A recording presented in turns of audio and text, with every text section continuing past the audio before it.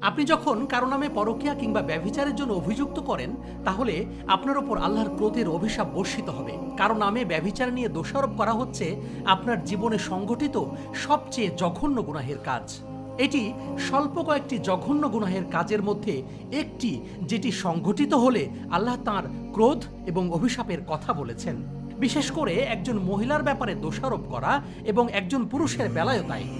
আল্লাহ সুবহানাহু ওয়া তাআলা আমাদের জিহ্বা সংবরণ করার তৌফিক দেন।